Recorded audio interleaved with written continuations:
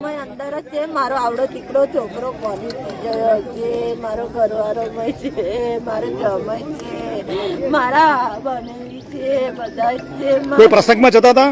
ના, અમે બધાના પૂનમ ભરવા જતા હતા. મારો બહુ બધાનો છોકરો છે તે અમે એને પગે લગાડવા જતા હતા.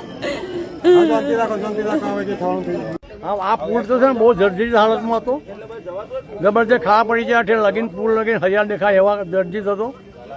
લોકોને રજૂઆત બહુ કરી છતાં આ લોકો કોઈ કાળજી લીધી નહીં સાહેબ.